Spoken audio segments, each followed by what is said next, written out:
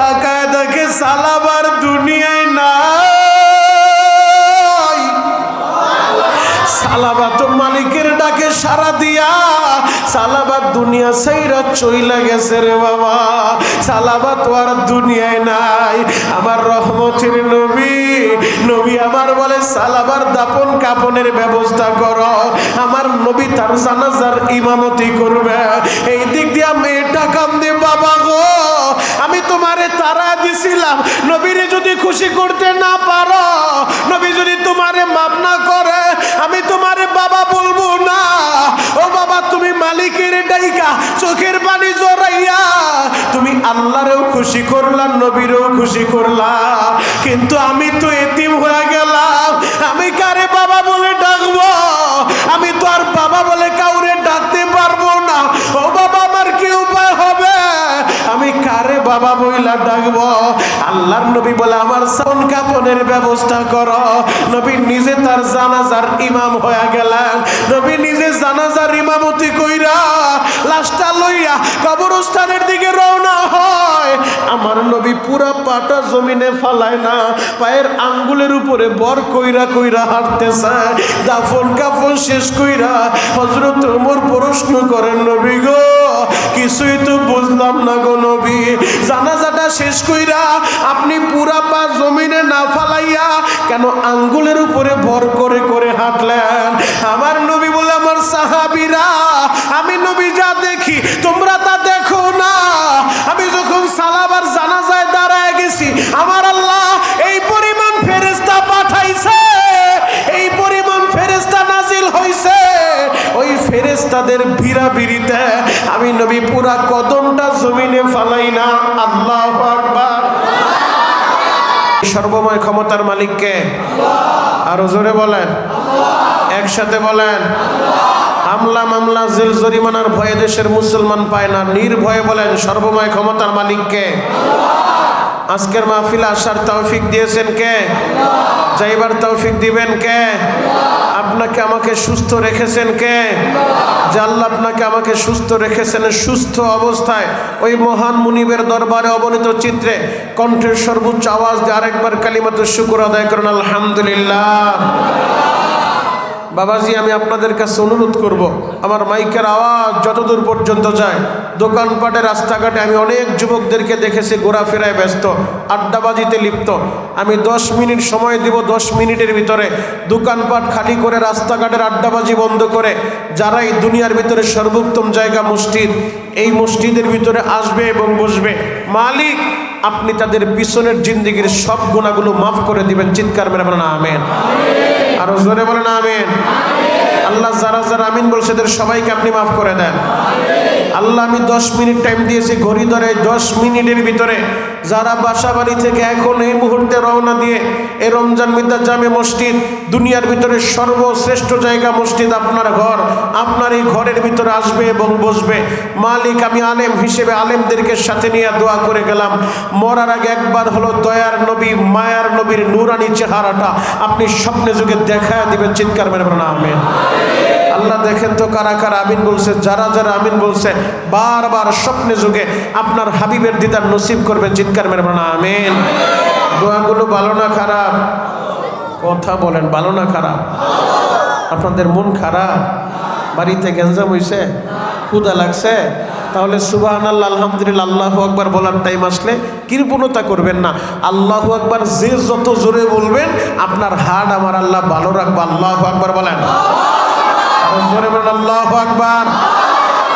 দুনিয়ার কোনো নেতা খেতার নাম আপনার আমি নিতে বলবো না, সারা বাংলাদেশে বলে আসতেছি যতদিন আল্লাহ হায়াত দিছে বাঁচবো, যেদিন আল্লাহ নিয়ে যাইব তো চলে যাব।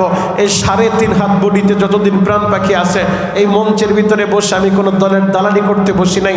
আমার বক্তব্য স্পষ্ট পরিষ্কার, আমি সে যত বড় নেতার খেতা হোক, যত বড় টাকার পাহাড় তার থাকুক, আমি বলবো না আপনি তার নামটা উচ্চারণ করবেন, তবে আমি বলবো যতবার টাইম পাবেন সুবহানাল্লাহ আলহামদুলিল্লাহ আল্লাহু আকবার বলে বলে আরশের মালিকের খুশি করবেন।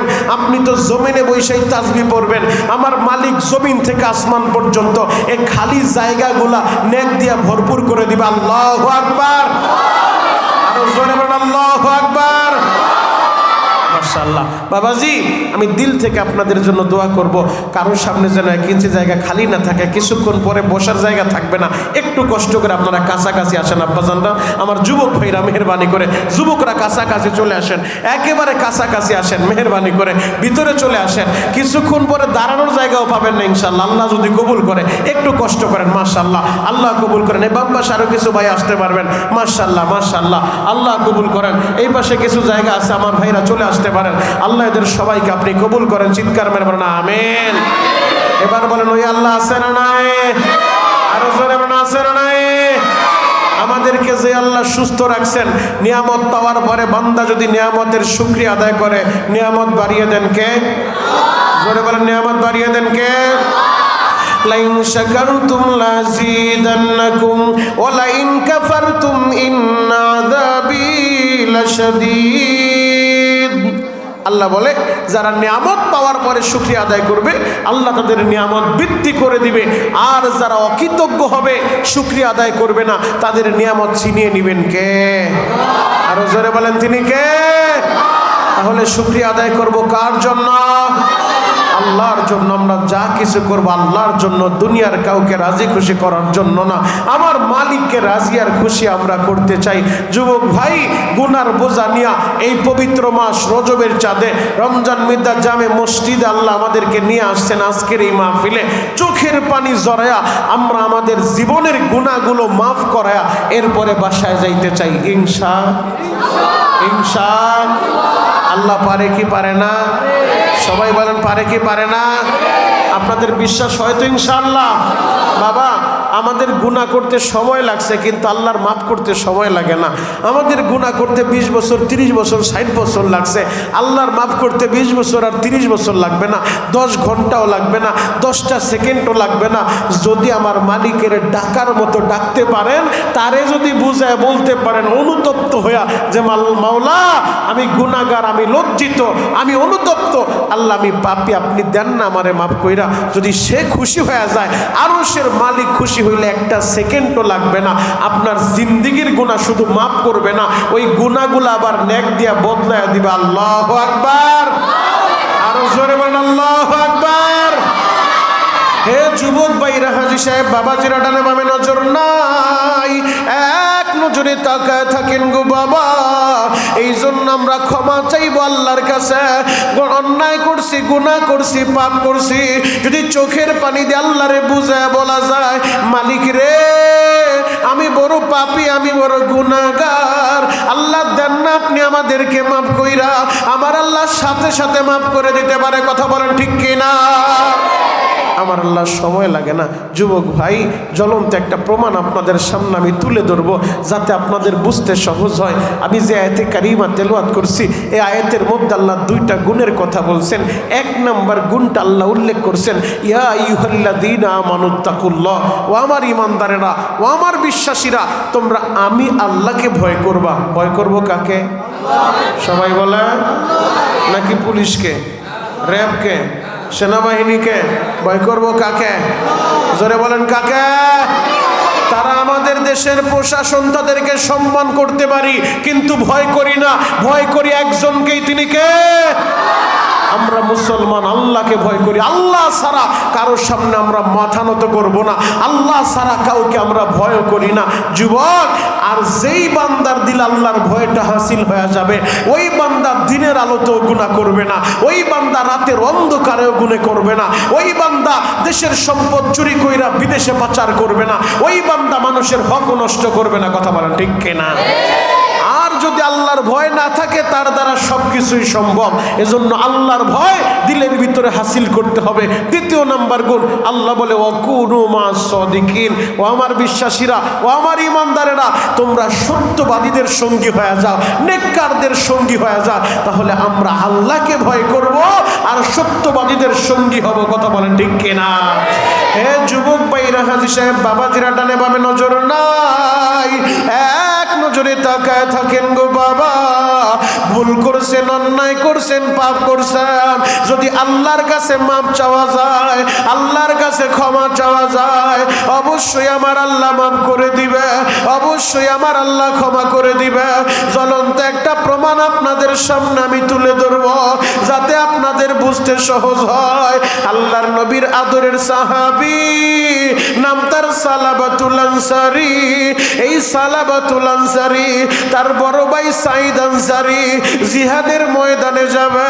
বড় ভাই জিহাদের ময়দানে যাবে, ছোট ভাইরে দায়িত্ব দিয়া যায়, আমার পরিবারের বাজার সদায়ের প্রয়োজন হইলে সময় মতো একটু পৌঁছায়া দিবা। তো সালাবাতুল আনসারী সময় মতো ভাইয়ের অবর্তমানে বাজার সদায় পৌঁছায়া দেয়। হঠাৎ করে শয়তান তারে ধোঁকা দিয়া ফেলছে। শয়তানের ধোঁকা আছে না নাই? জোরে বলেন আছে না নাই? পর্দা করার বিধান ফাঁকে একটু বইলা যায়, পুরুষদেরও পর্দা করতে হবে, মহিলাদেরও পর্দা করতে হবে। পুরুষের পর্দা হলো দুইটা। আল্লাহ বলে ইয়াগুদ্দু মিন আবসারিহিম ওয়া ইয়াহফাজু ফুরুজাহুম। ও দুনিয়ার পুরুষেরা, ও দুনিয়ার পুরুষ জাতি, তোমরা তোমাদের নজরকে নিয়ন্ত্রণ করো, তোমরা তোমাদের দৃষ্টিকে নিয়ন্ত্রণ করো। দুই নম্বরে তোমরা তোমাদের লজ্জাস্থানকে হেফাজত করো। আর মহিলাদের আল্লাহ তিনটা বিধান দিলেন। এক নাম্বার, ও দুনিয়ার নারীরা, ও দুনিয়ার মহিলা, তোমরা তোমাদের নজরকে হেফাজত করো, তোমরা তোমাদের লজ্জাস্থানকে হেফাজত করো। তিন নাম্বার, তোমাদের সৌন্দর্য প্রকাশ করো না। প্রদর্শন তো দূরের কথা, প্রকাশও করা যাবে না। কথা বলেন ঠিক কিনা? তোমরা পরপুরুষের সামনে তোমাদের সৌন্দর্য প্রকাশ করো না। যুবক ভাই, তাহলে এই পর্দার বিধান আজকে সমাজ থেকে উঠে যাচ্ছে, যার কারণে এই সমাজের ভিতরে ধর্ষণ বেড়ে গেছে, যার কারণে সমাজের ভিতরে পাপাচার বেড়ে গেছে। কথা বলেন ঠিক কিনা? তো সালাবাতুল আনসারী পর্দার আড়াল থেকে তিনি তার ভাবির বাসায় বাজার সদায় পৌঁছায় দেয়। শয়তান তো তারে ধোঁকা দিয়া ফেলছে। শয়তান ধোঁকা দিয়া বলে, সালাবা রে, পর্দার আড়াল থেকে কি বাজার সদায় পৌঁছায় দিবা? পর্দাটা সরায় কি একবার দেখবা না? পর্দা সরায় যখন তাকাইছে, সৌন্দর্য দেখা শয়তান তার দিলের ভিতরে ধোঁকা দিয়া ফেলছে। হাতটা বাড়াইতে যায়, আমি চিৎকার মাইরা বলে, সালাবা, আল্লাহকে ভয় করো, ইত্তাকুল্লাহ, আল্লাহকে ভয় করো। এই কথাটা যখন বলছে, সাথে সাথে তার হুঁশ ফিরে আসছে। হায় হায়, আমি কি করতেছিলাম? জিনা তো শুধু অঙ্গর দ্বারা জিনা করলেই, লজ্জাস্থান দ্বারাই জিনা হয় না। চোখের জিনা, হাতের জিনা, অঙ্গ প্রত্যঙ্গের জিনা। তো তিনি যে চোখ দিয়া দেখছেন, বেগানার দিকে তাকাইছেন, তিনি সাথে সাথে অনুতপ্ত হয়ে গেছেন। হায় হায়, আমি করলামটা কি? আমি তো ভুল করে ফেলছি, গুনাহ করে ফেলছি। একটা চিৎকার মাইরা বাসা থেকে বের হয়ে গেছে। বাসা থেকে বের হয়ে এখন আর বাসায় যায় না, বাসা থেকে বের হয়ে রাস্তায় রাস্তায় ঘুরে। তার বড় ভাই জিহাদের ময়দান থেকে আইসা জিজ্ঞেস করে, সালাবা কোথায়? বিস্তারিত ঘটনা শুই না এবার ভাইরে নিতে আসছে। ভাই, তুমি বাড়িতে আসো, ভুল করছো, আমি ভাই তো তোমারে মাফ করে দিছি। সালাবাতুল আনসারী বলে, ভাই আপনি আমারে মাফ করলে চলবে না, আমি আসামি, আমি অপরাধী, আমি পাপী। আপনি একটা কাজ করেন, এই পাপলে আমি মারা গেলে আমার মালিক তো আমারে মাফ করবো না। আপনি একটা কাজ করেন, আমার হাতে পায়ে রশি লাগায়া আমারে টাইনা টাইনা নবীর সাহাবীদের কাছে নিয়ে যান। আগে আলীর কাছে নেন, দেখেন নবীর সাহাবীদের মাধ্যমে আমার একটা ক্ষমার ব্যবস্থা করানো যায় কিনা। দুনিয়াতে আমার বিচার হয়ে যাক, হাসরের ময়দানে আল্লাহ যেন আমারে পাপী বইলা ডাক না দেয়। আল্লাহ যদি হাসরের ময়দানে কোটি কোটি মানুষের সামনে, সমস্ত মানুষের সামনে আমারে পাপী বইলা ডাক দেয়, আমি কোন মুখ নিয়ে হাসরের মাঠে দাঁড়াবো? ভাইজান, আমার হাতে পায়ে রশি লাগায় টাইনা নিয়ে যান। এবার তার বড় ভাই এবং সালাবার মেয়ে, এরা দুইজনে হাতে পায়ে রশি লাগায় টাইনা টাইনা নবীর সাহাবী হযরত আলীর দরবারে নিয়ে যায়। হযরত আলী বিস্তারিত ঘটনা শুই না সাথে সাথে বলে, সালাবা, যেই পাপ, যেই অপরাধ তুমি করছো, আমার আল্লাহ তোমারে মাফ করবো না। ও সালাবা,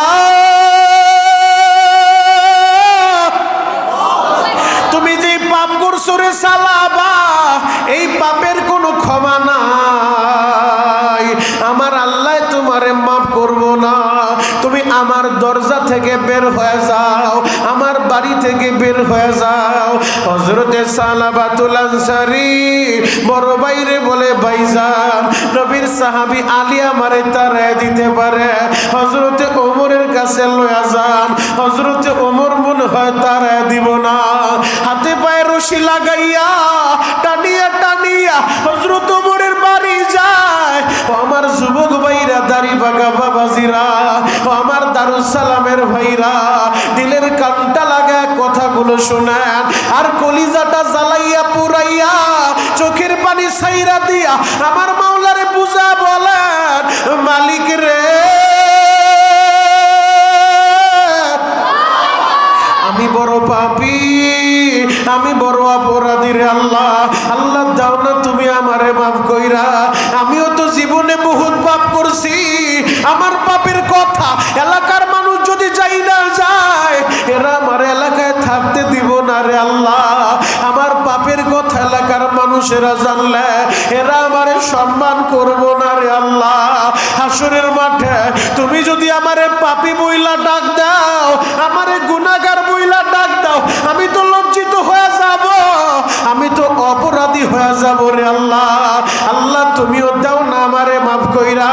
এই মসজিদের ভিতরে বইসা বইসা, রমজান বিদ্যা জামে মসজিদে বইসা চোখের পানিগুলা জড়াইবা, তোমার এই চোখের পানি নাকের আগায় আসতে দেরি হবে।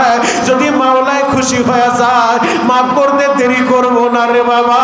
কারণ আমার আল্লাহ গুনাহগারের ডাকটা বড় পছন্দ করে, আমার আল্লাহ গুনাহগার বান্দার ডাকটা বড় ভালোবাসে।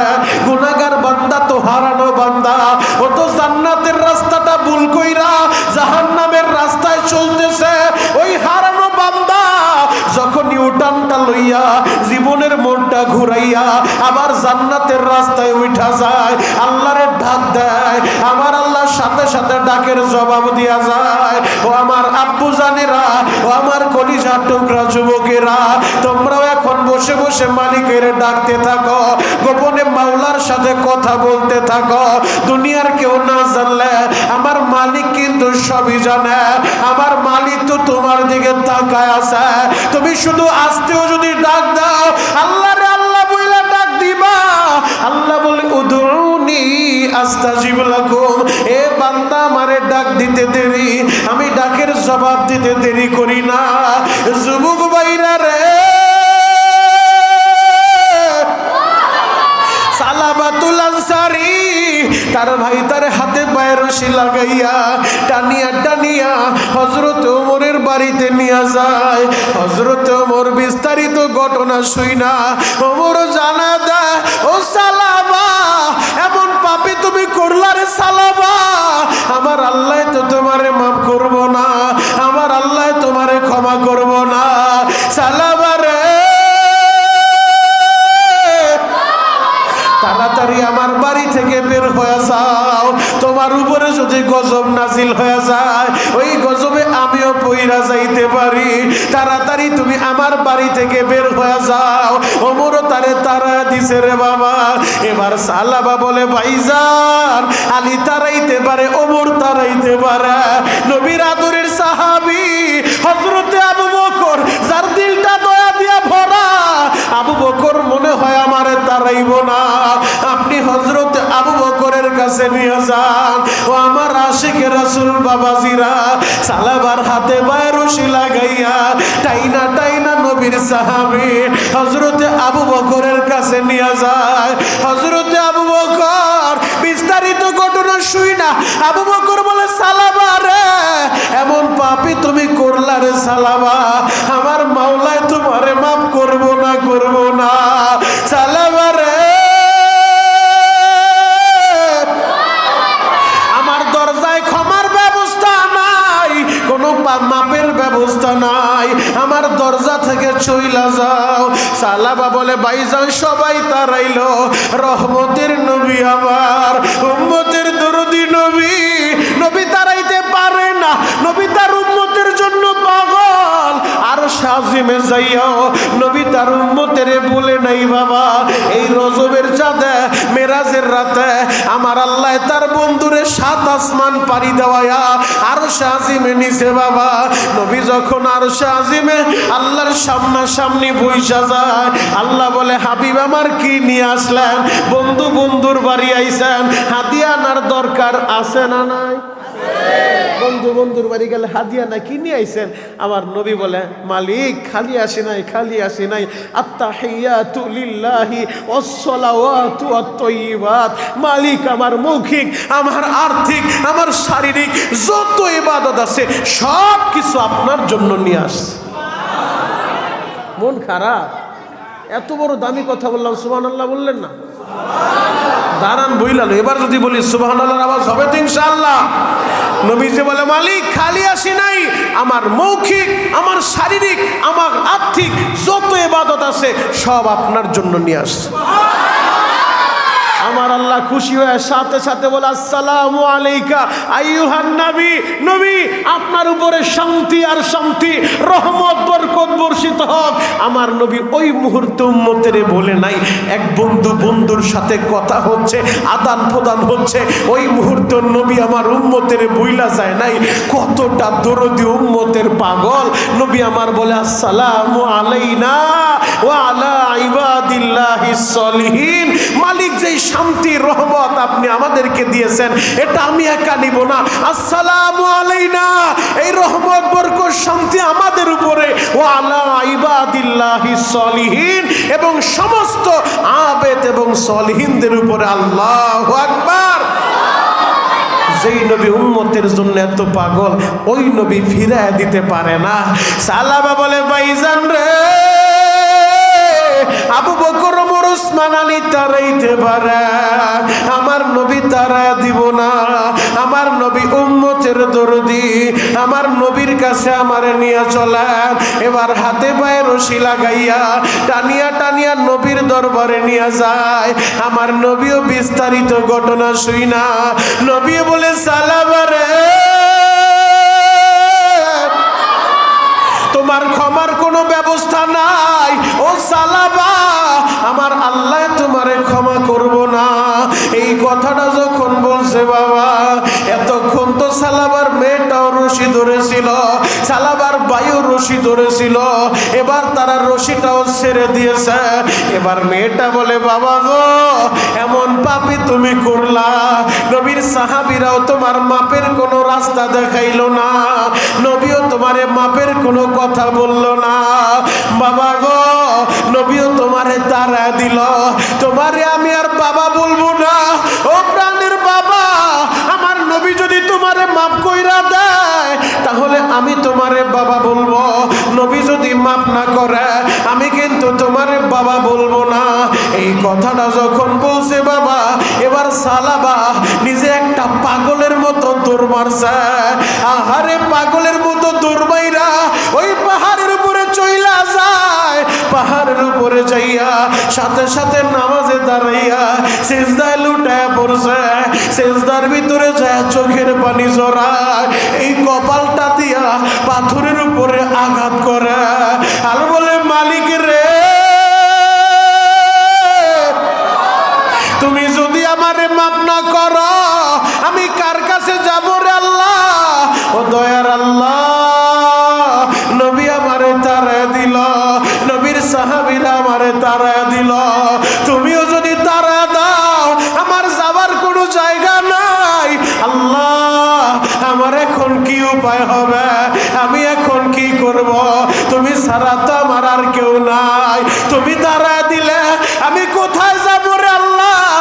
আমি পাপী বইলা তারা দিও না, আমি পাপী বইলা তোমার চেহারা ঘুরে আনিও না, আমি পাপী বইলা আমার এই ঘাড় ধাক্কা দিয়া বের করে দিও না।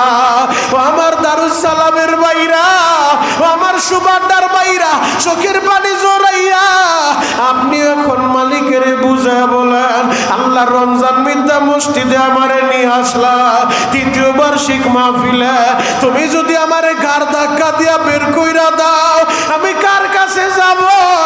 আল্লাহ, আমার পাপের কথা তুমি ছাড়া তো আর কেউ জানে না। আল্লাহ, আমার পাপগুলা তুমি মাফ করে দাও, আমার গুনাহগুলা তুমি ক্ষমা করে দাও। সবাই জবানটা ছাইরা আল্লাহর একটা ডাক দেন না, আল্লাহ। জোরে ডাক দেন না বাবা, আল্লাহ। বাবা, কান্না না আসলে কান্নার ভান্দেরা ডাক দেন না, আল্লাহ। কত গুনাহ করছি মা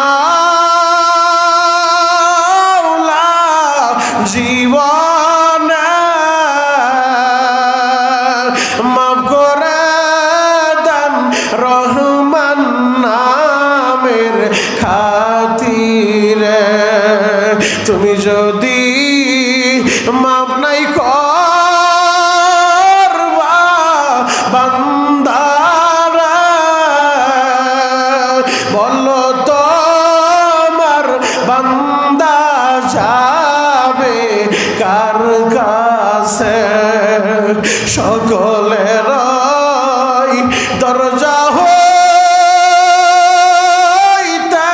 মাওলা ফিরিয়া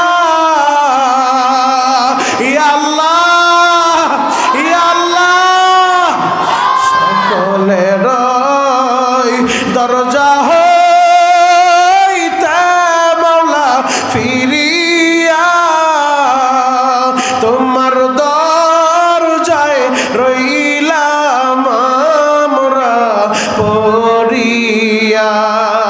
মালিক তুমি টাকা দেখো এই রমজান মিদ্যা যাবে মসজিদের তৃতীয় বার্ষিক মাহফিলে বৈশা তোমার পাগল গুলা তোমার আল্লাহ বলে ডাক দিছে। আল্লাহ একজন খালি হাতে ফিরাও না, তারা দিও না, তুমি এদের সবাইকে মাফ করে দাও। চিৎকার মেরে বলেন আমিন। সালাবাতুল আনসারী সেজদায় পড়ে পড়ে যখন কান্দে বাবা, আমার আল্লাহরে ডাকার মতো ডাক দিছে। আমার মাওলা তো ওই গুনাহগারের ডাক কবুল করে। আমার মাওলারে গুনাহগার বান্দা ডাক দিলে তাড়াতাড়ি মাওলার ডাকের জবাবটা দিয়া দেয়। সালাবাতুল আনসারী চোখের পানি জড়াইয়া মালিকের যখন ডাকার মতো ডাক দিছে, আমার মাওলা তো তার চোখের পানি কবুল করে ফেলছে। আমার মাওলাই তো তারে মাফ করে দিছে। আমার আল্লাহ সাথে সাথে জিবরাইলে পাঠায় দেয়। জিবরাইল আইসা বলেন নবী গো, মানুষ বানাইছে কে? বলে মানুষ তো বানাইছে আমার আল্লাহ। মানুষ যদি ভুল করে তারে মাফ করবে কে? বলে মাফও করবে আল্লাহ। জিবরাইল বলে নবীজি, আপনার আদরের সাহাবী সালাবাতুল আনসারী তারে তো আমার আল্লাহ মাফ কইরা দিছে, তারে তো আল্লাহ মাফ কইরা দিছে। আমার নবীর সাথে সাথে সাহাবীদেরকে ডাকে, ও আমার সাহাবীরা, আমার সালাবা কোথায়? তোমরা তারে নিয়ে আসো। দেখো আমার সালাবা কোথায়? হযরত আবু বকর তুমি তাড়াতাড়ি চইলা যাও। হযরত ওমর তুমিও চইলা যাও, আমার সালাবার নিয়ে আসো। সালমানে ফার্সি বলে নবী গো, আমি বয়োবৃদ্ধ মানুষ, আমি তারে বুঝায় নিয়ে আসবো। তারা রওনা হয়ে যায় সালাবাতুল আনসারীরে খোঁজার জন্য। মদিনার অলি গলিতে খুঁজে, কোথাও খুঁজা পায় না রে বাবা, কোথাও সালাবারে দেখা যায় না রে বাবা। এলাকায় যায় মানুষের জিজ্ঞেস করে, তোমরা কি সালাবারে দেখছো নি? সবাই বলে সালাবা না, আমরা তো কাউরে চিনি না। এমন এক এলাকায় গেছে, ওই গ্রামের মানুষগুলা বলে, তবে সালাবা নামে কাউরে তো আমরা চিনি না। তোমরা যে আলামত বলো, এই আলামত অনুযায়ী আমরা বলতে পারি রাতের অন্ধকারে ওই পাহাড়ের উপর থেকে বাচ্চাদের মতো হাউমাউ করে কান্দে একটা মানুষের কান্নার আওয়াজ প্রতিদিন রাত্রে আসে। মনে হয় যেন সে জাহান্নাম থেকে পালায় আইছে। জাহান্নামের কোনো পালাতক আসামি ওই পাহাড়ে চলে আসে, এমন ভাবে সে কান্না করে। হযরত ওমর বলে বুঝতে আর বাকি নাই, ওইটাই মনে হয় সালাবাতুল আনসারী। এবার পাহাড়ের উপরে যাইয়া তারাও তাকা দেখে সালাবা সিজদায় পড়ে কান্দে, মালিক তুমি যদি ফিরা দাও আমি কার কাছে যাব? কে আমারে মাফ করবে? পিছন দিক থেকে নবীর সাহাবীরা যাইয়া বলে, সালাবারে তোমার আর কাঁদতে হবে না, তোমার ডাকটা আমার আল্লাহ কবুল করে ফেলছে, আল্লাহ কবুল করে ফেলছে। ও সালাবা তাড়াতাড়ি চলো, নবী তোমারে নিতে পাঠাইছে। এবার সালাবাতুল আনসারীরে নিয়া মসজিদের নববীর উদ্দেশ্যে রওনা বাবা। আস্তে আস্তে ফজরের নামাজের সময় হয়ে গেছে। নবীও ইমামের মুসাল্লায় দাঁড়াইয়া নবী আমার ফজরের নামাজের ইমামতি করতেছিল। হঠাৎ কইরা দ্বিতীয় রাকাতে শামিল হইছে। ওই নামাজ চলা অবস্থায় সালাবাতুল আনসারী একটা চিৎকার মাইরা জমিনে পইরা যায় রে বাবা। নামাজটা শেষ কইরা সবাই মাথার ভিতরে পানি ডালে, তাকায় দেখে সালাবার দুনিয়ায় নাই। সালাবা তো মালিকের ডাকে সাড়া দিয়া সালাবা দুনিয়া সাইরা চইলা গেছে রে বাবা, সালাবা তো আর দুনিয়ায় নাই। আমার রহমতের নবী, নবী আমার বলে সালাবার দাপন কাপনের ব্যবস্থা করো। আমার নবী তার জানাজার ইমামতি করবে। এই দিক দিয়ে মেয়েটা কান্দে, বাবা গো আমি তোমারে তারা দিছিলাম, নবীরে যদি খুশি করতে না পারো, নবী যদি তোমারে মাফ না করে, আমি তোমারে বাবা বলবো না। ও বাবা তুমি মালিকের ডাইকা চোখের পানি জড়াইয়া তুমি আল্লাহরেও খুশি করলা, নবীরেও খুশি করলা, কিন্তু আমি তো এতিম হয়ে গেলাম, আমি কারে বাবা বলে ডাকবো? আমি তো আর বাবা বলে কাউরে ডাকতে পারবো না। ও বাবা আমার কি উপায় হবে? আমি কারে বাবা বইলা ডাকবো? আল্লাহর নবী বলে আমার সাউন কাপনের ব্যবস্থা করো। নবী নিজে তার জানাজার ইমাম হয়ে গেলেন। নবী নিজে জানাজার ইমামতি কইরা লাশটা লইয়া কবরস্থানের দিকে রওনা হয়। আমার নবী পুরা পাটা জমিনে ফালায় না, পায়ের আঙ্গুলের উপরে বর কইরা কইরা হাঁটতেছে।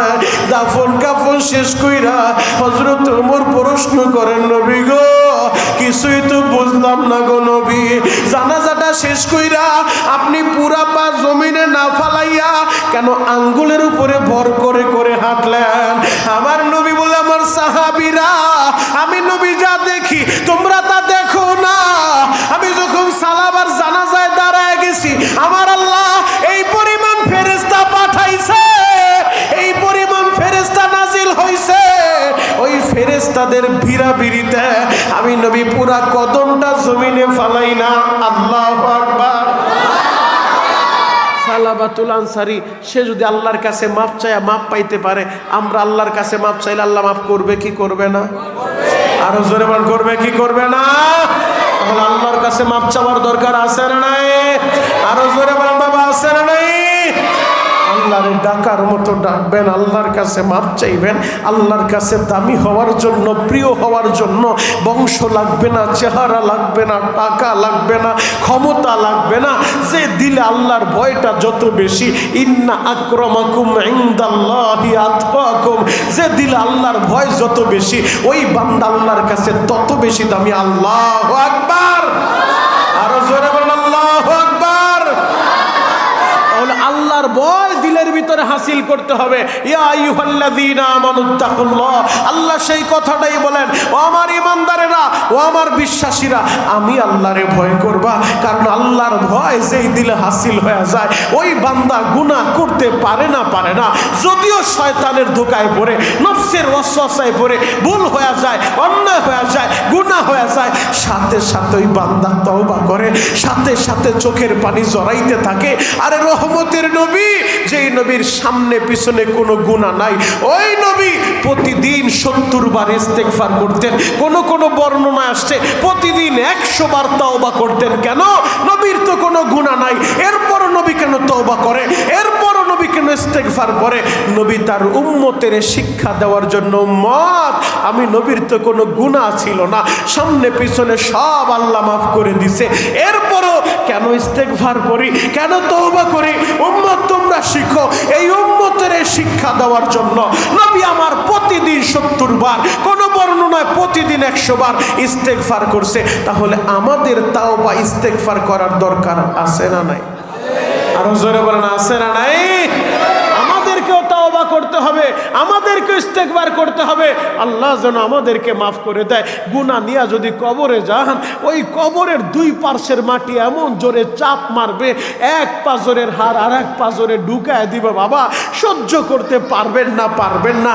ওই কবরের দুইটা অবস্থা হবে, তৃতীয় কোনো অবস্থা হবে না। আল কবরু রাউযাতুম মিন রিয়াজিল জান্নাহ আও হুফরাতুম মিন হুফারিন নার। কারো কবর জান্নাতের বাগান হবে, কারো কবর জাহান্নামের একটা গর্ত হয়ে যাবে। বাপ, কত কবরের ভিতরে সাপ দেখা যায়, কত কবরের ভিতরে আগুন দেখা যায়, কত কবরের পাশে বোবা প্রাণী গরু ছাগল কবরস্থানের পাশে বাঁধছে ঘাস খাওয়ার জন্য। হঠাৎ করে দেখা যায় রশি সিরিয়া গরুটা চলে যায়, মানুষ তারে ধইরাও রাখতে পারে না, বাইন্দাও রাখতে পারে না। কেন জানো? ওই বোবা প্রাণীরা কবরের আযাব শুনতে পায়, শুধু মানুষদেরকে আল্লাহ শুনতে দেয় নাই কেন? এই মানুষ যদি কবরবাসীদের চিৎকারের আওয়াজ শুনতো, ওই আযাবগুলা সরাসরি দেখে ফেলতো, কোনো মানুষ একজন আরেকজনের দাফন দিতে চাইতো না, একজন আরেকজনের কবর দিতে চাইতো না, এ মানুষের অসম্মানই হবে। এই কারণে আল্লাহ কবরের আযাবটা হাইড করে রাখলেন মানুষের জন্য। মানুষ কবরবাসীদের চিৎকারের আওয়াজ শুনতে পায় না, কিন্তু বোবা প্রাণী ওই গরু ছাগল ওরা শুনতে পায়। এজন্যই কবরস্থানের পাশে অনেক সময় গরুর রশি দিয়ে বাইন্দা রাখা যায় না, ওর রশি ছিঁড়া পালায় চলে যায়, ওর রশি ছিঁড়া ছুটতে থাকে, কারণ ও বুঝতে পারে এই কবরে আযাব হইতেছে। এই কবরের মানুষের চিৎকারে ওই জায়গায় থাকতে পারে না। যুবক ভাইরা রে, ওই কবরে তুমিও যাইবা রে ভাই, ওই কবরে আমিও যাব। কি নিয়া কবরের উদ্দেশ্যে রওনা দিলা, একটা বার চিন্তা করে দেখো, এমন কোন নেক আমল তোমার অ্যাকাউন্টে আসেনি যেই নেক আমলের উসিলা দিয়া আল্লাহ তোমারে মাফ করে দিব? কবরে যায় পরিচয় দিবা আমি হাজী সাহেব, পরিচয় দিবা আমি গাজী সাহেব, পরিচয় দিবা আমি অমুক পীরের মুরিদ, পরিচয় দিবা আমি অমুক ভাইয়ের দল করি। এই পরিচয় কাজ হবে না, হবে না। আমি আপনাদের পায়ে হাত রেখা বলে যাই, ওই কবরে পীরের পরিচয় কাজে আসবে না, নেতার পরিচয় কাজে আসবে না রে বাবা। ওই কবরে যাইয়া বংশ আর ক্ষমতার পরিচয় কাজ হবে না, ওই কবরে লাগবে শুধু নেক আমল, নেক আমল ছাড়া অন্য কিছুই চলবে না। এই জন্যই নবী আমার বলে কবরের দুইটা অবস্থা হবে, আল কবরু রাউযাতুম মিন রিয়াজিল জান্নাহ আও হুফরাতুম মিন হুফারিন নার। কারো কবর জান্নাতের বাগান হয়ে যাবে, জান্নাতের বিছানা আল্লাহ বিছায়া দিব। আল্লাহ বলবো আফরিশুল ফারাইশা মিনাল জান্নাহ, ও ফেরেশতারা আমার দামি বান্দাইছে, আমার নেককার বান্দাইছে, এই কবরে জান্নাতের গালিচা বিছায়া দাও। ওয়াল বিসুহুম মিনাল জান্নাহ, ও ফেরেশতারা আমার নেককার বান্দার গায়ের ভিতরে জান্নাতের পোশাক তোমরা পরায় দাও। আর কারো কবরের ভিতরে জাহান্নামের আগুন জ্বলবে রে বাবা। আশিকে রাসূল ভাইরা রে, কেমনে সহ্য করবা? ওই কবরের আযাব সহ্য করার মতো না। সামান্য দুনিয়ার এক সেকেন্ডের আযাব, সামান্য দুনিয়ার আগুনের ভিতরে যদি আপনি হাতের আঙ্গুলটা দিয়া দেন, কয় মিনিট কয় সেকেন্ড রাখতে পারবেন? আর এই দুনিয়ার আগুনের চাইতে হাজার হাজার গুণ বেশি পাওয়ারের আগুন ওই জাহান্নামের আগুন, ওই জাহান্নামের তার সহ্য করা যাবে না। আল্লাহ আমাদের সবাইকে মাফ করুক। চিৎকার মেরে বলেন না বাবা আমিন। অন্তরের ভিতরে যদি আল্লাহর ভয় হাসিল হয়ে যায়, ওই বান্দা দিন গুনাহ করতে পারে না। যদিও গুনাহ হয়ে যায়, বান্দা আল্লাহর কাছে তওবা করবে, বান্দা মরার আগে আল্লাহর কাছে মাপ চাইবো। কেন জানো? কারণ ওই বান্দা জানে আমি গুনাহ লয়া কবরে গেলে আমার ওই কবরের আযাব ভোগ করতে হবে। গুনাহ লয়া কেমনে আল্লাহর সামনে আমি দাঁড়ায় যাব? যুবক রে, এমন কোন দিন নাই যুবকের লাশের খবর নাই। প্রতিদিন কত যুবক গাড়ি অ্যাক্সিডেন্ট করে মারা যায়, প্রতিদিন কত যুবক পানিতে পড়ে মারা যায়। ও আমার সুবাড্ডার ভাইরা, ও আমার দারুস সালামের ভাইরা, আজ থেকে 2 দিন আগে আমি নারায়ণগঞ্জ বয়ান করতেছিলাম। রাত 12টার সময় দোয়ার আগ মুহূর্তে ছোট্ট একটা বাচ্চা লইয়া ওর বাবাই সবার সামনে দাঁড়াইয়া চোখের পানি জড়ায় আর বলে, হুজুর আমার এই ছোট্ট ছেলের নাম তার আয়ান, ওর মায়ের জন্য একটু দোয়া করেন। গত শুক্রবার ওর মা দুনিয়া ছাইরা চইলা গেছে। ওই যে ছোট্ট বাচ্চাটা মা হারাইয়া এতিম হয়ে গেল রে বাবা, জীবনে তার মার চেহারাটাও দেখবো না। গত পরশুদিন মোবাইলের ভিতরে দেখলাম মাদ্রাসার 5-6 বছরের একটা বাচ্চা, মা মারা গেছে, মায়ের কবরের উপরে শুইয়া ওই ছেলেটা শুধু কান্দে আর বলে, মা গো তোমার ছাড়া আমার ভালো লাগে না, ও মা তোমার ছাড়া আমার ঘুম আসে না রে মা, মা গো তুমি কি আর আইবা না রে মা, ও মা তুমি কি আর কবর থেকে উঠবা না? ওই ছোট্ট ছেলেটা তো জানে না জীবনে আর কোনোদিন ওর মা কবর থেকে উঠবো না। ও মা হারা বাইরা, ও বাপ হারা বাইরা, তুমি এখন বৈশা ওই মা বাবার কথাটা স্মরণ কইরা চোখের পানিগুলা ছাইরা দিয়া আল্লাহরে বুঝায় বলো, মালিক তুমি আমার মায়েরে মাইরো না, তুমি আমার বাবারে মাইরো না। এই মসজিদ মাদ্রাসার জায়গা যিনি দিলেন, এই যে মেম্বার সাহেব বসে আছে, তার বাবার নামে রমজান মির্জা সাহেব, তার জন্য তার কলিজার টুকরা সন্তান মেম্বার সাহেব জায়গা দিয়া দিল, বিনিময় যেন আল্লাহ আমার বাবারে মাফ কইরা দেয়, বিনিময় যেন আল্লাহ আমার মায়েরে মাফ করে দেয়। ও মাহারা বাবারা সন্তানেরা, তুমিও তোমার মা বাবার কথাটা স্মরণ কইরা চোখে পানি জড়াইয়া আমার আল্লাহরে বুঝা বলো না, আল্লাহ আপনি আমার মায়েরে মাফ করেন, আমার বাবারে মাফ করে দেন। সুবাড্ডার বাইরা রে, তাহলে ওই মা বাবার দোয়া নিয়ে চলবা। অন্তরে যদি আল্লাহর ভয় থাকে, ওই সন্তান কোনোদিন মা বাবার অবাধ্য হইতে পারে না। অন্তরে যদি আল্লাহর ভয় থাকে, ওই সন্তান কোনোদিন নেশা করতে পারে না। অন্তরে যদি আল্লাহর ভয় থাকে, অন্তরে যদি তাকওয়ার গুণটা হাসিল করতে পারে, ওই সন্তান কোনোদিন পরের সম্পত্তি জাল দলিল বানাইয়া নিজের দামে দলিল করতে পারে না। অন্তরে যদি আল্লাহর ভয় থাকে, ওই মানুষটা কোনোদিন অন্যের সম্পদ দখল করতে পারে না, টেন্ডারবাজি আর চাঁদাবাজি করতে পারে না। কথা বলেন ঠিক কিনা?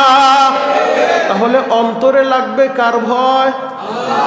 কার ভয়? আল্লাহর ভয় অন্তরে হাসিল করতে হবে। ইয়া আইয়ুহাল্লাযীনা আমানুত্তাকুল্লাহ, আল্লাহ সেই কথাটাই বলছে, ও আমার ঈমানদারেরা, ও আমার বিশ্বাসীরা, আমি আল্লাহকে ভয় করবা। অকুনু মাস সাদিকিন, সত্যবাদীদের সঙ্গী হয়ে যাও, সত্যবাদীদের সঙ্গী হয়ে যাও। তাহলে আমরা একজনকেই ভয় করব, তিনি কে? আল্লাহ। জবান সাইরা দিয়া শাহাদাত আঙ্গুল উঁচু করে সবাই বলেন তিনি কে? আরো জোরে বলেন তিনি কে?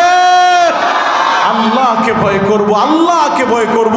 আল্লাহ ছাড়া আর কাউকে ভয় করা যাবে না, আল্লাহ ছাড়া কারো সামনে মাথা নত করা যাবে না। এ মস্তক যদি অবনত হয়, এ কপাল যদি নত হয়, একজনের সামনে হবে, তিনি কে? আল্লাহ ছাড়া মুসলমানের মস্তক কারোর সামনে অবনত হয় না, মুসলমানের মাথা কারোর সামনে নত হয় না। তাহলে আল্লাহর ভয় যেই দিলে হাসিল হবে, ওই মানুষটা কোনোদিন নামাজ ছাড়তে পারে না, রোজা ছাড়তে পারে না, ওই মানুষটা কোনোদিন অন্যায় কাজ করতে পারে না। আর যদি অন্যায় কাজ হয়েও যায়, নফসের দোকায় পড়ে সাথে সাথে তওবা করবে, আল্লাহর কাছে মাপ চাইব। কথা বলেন ঠিক কিনা? আমি আমার যুবক বন্ধুদের কাছে অনুরোধ করব, যুবক ভাইরা, আজ থেকে নামাজটাকে নিজের জীবনের সঙ্গী বানান। এই রজবের চাঁদে, যেই মেরাজের রজনীতে আল্লাহ পাক রব্বুল আলামিন এই উম্মতকে নামাজ দিলেন 50 ওয়াক্ত হাদিয়া, কমায়া রাখলেন 5 ওয়াক্ত। 5 ওয়াক্ত নামাজ আমাদের দরকার আছে না নাই? 5 ওয়াক্ত নামাজ পড়বো, মা বাবার খেদমত করব, একমাত্র আল্লাহর সামনে মাথা নত করব, শিরিক করব না, শিরিক মুক্ত ইবাদত করব। চিৎকার মেরে বলেন আমিন। আল্লাহ পাক রব্বুল আলামিন আমাদের সবাইকে বুঝা এবং আমল করার মতো তৌফিক দান করুক। সকলে বলেন আমিন। সবাই আমার জন্য দোয়া করবেন, আমিও আপনাদের জন্য দোয়া